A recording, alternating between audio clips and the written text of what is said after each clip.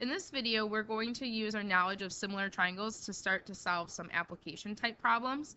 So the first few scenarios here are dealing with shadows and using shadows as an indirect measurement, so meaning using those to find the measure of an object that's too tall to otherwise just go out and measure. So like, for example, a building or a tree, something that you can't easily measure, what you can do is you can use the fact that these objects are going to create similar triangles and use proportions to be able to find the unknown height of a tall object.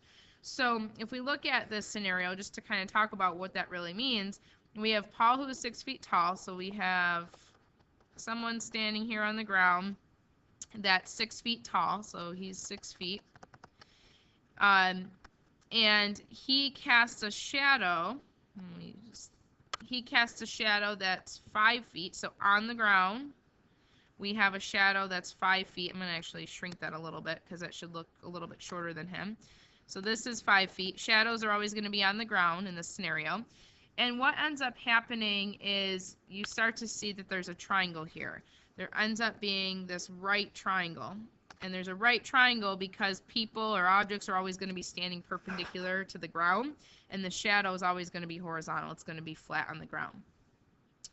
And then it says that he measures the shadow cast by his school building, and we want to know how tall is the building. So now I look at, here's my building that I'm trying to find the height of. So that's going to be my unknown. And we look at the shadow of this building is 30 feet. And again, you see this triangle that's formed. So you have this right triangle that's formed again. So the question becomes, well, why are these triangles similar? And the reason why they're similar is if you imagine you have the sun up here casting down, and the sun's rays coming down are always going to be parallel, which means that these segments here are parallel to each other in this situation because we're talking about the same time of day. So the sun's rays coming down are parallel, which then means you have these two parallel lines. And if you imagine, so let me just kind of sketch this and then I'm going to erase it, so don't draw on your picture.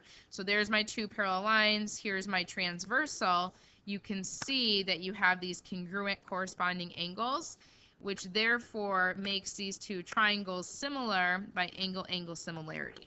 So therefore, since the triangles are similar, in order to solve a problem like this, we can set up a proportion.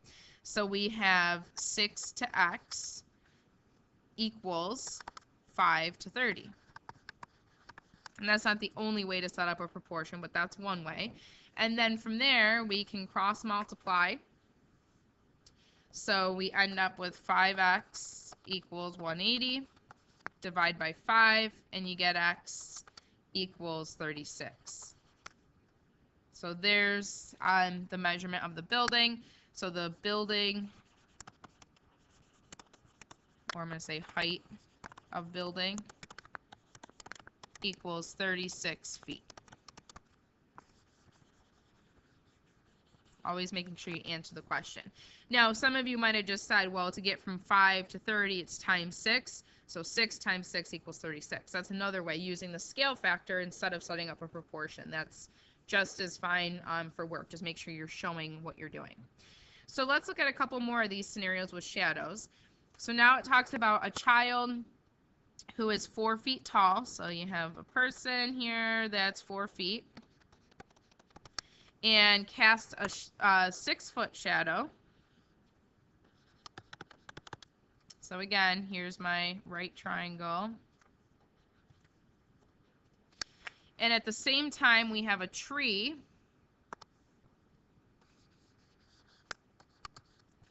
that's casting a 30-foot shadow. So now we're trying to find the height of the tree. So this is my x. So here's my picture here with my right triangle. Again, these are parallel, so we have the right angles and we have the congruent corresponding angles. So therefore, by angle-angle similarity, the two triangles are similar. So now we can set up a proportion because similar triangles have corresponding sides that are proportional. So 4 to x is equal to 6 to 30.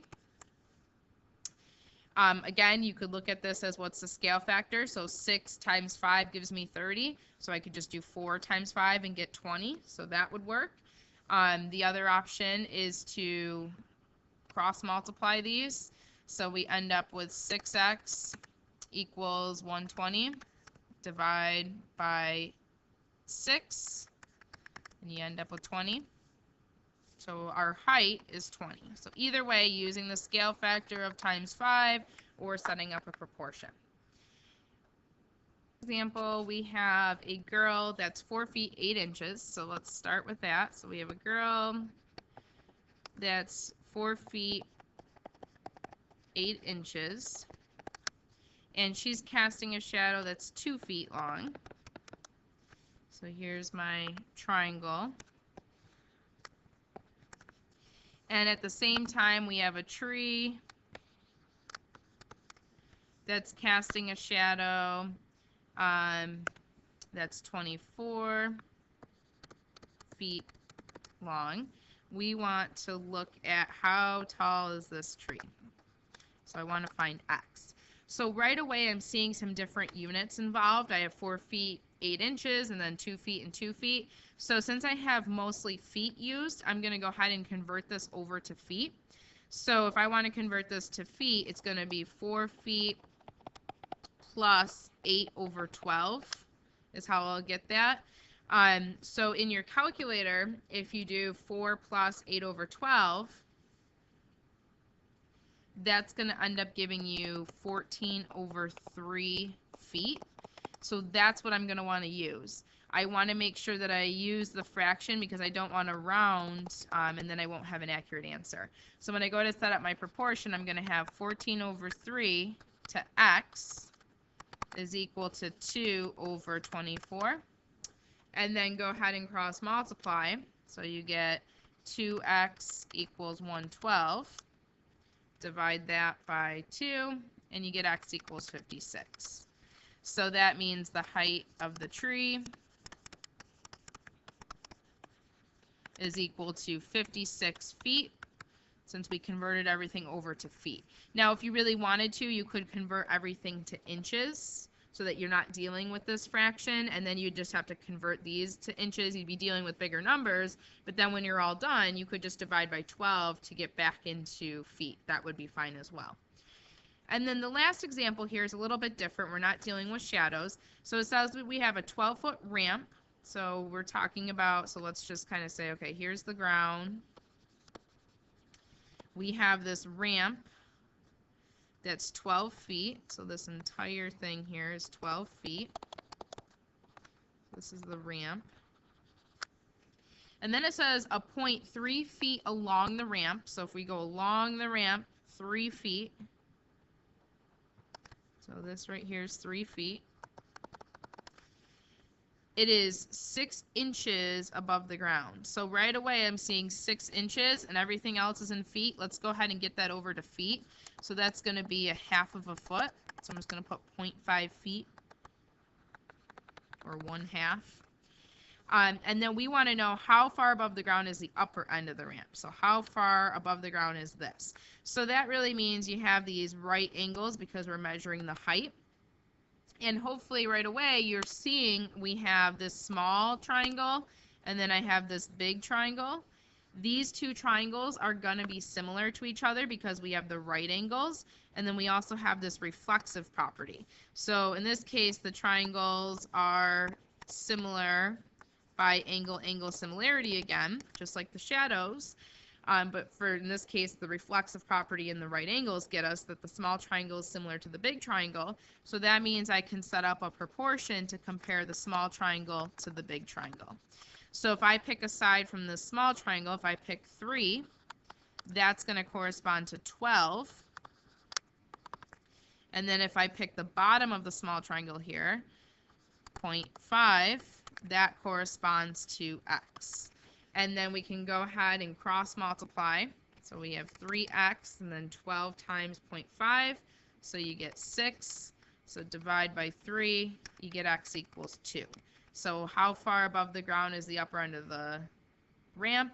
The ramp is, so I'm just going to say the upper end of the ramp is 2 feet above the ground.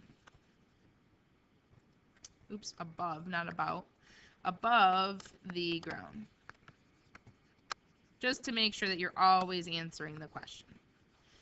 So go ahead from here, write down some key ideas, what you need to remember from this video, and then go ahead and do the check your understanding problem. So just be careful with setting up your triangles, looking at units and all of that stuff to make sure that you're setting up your problems correctly. And then we will talk about those in class tomorrow.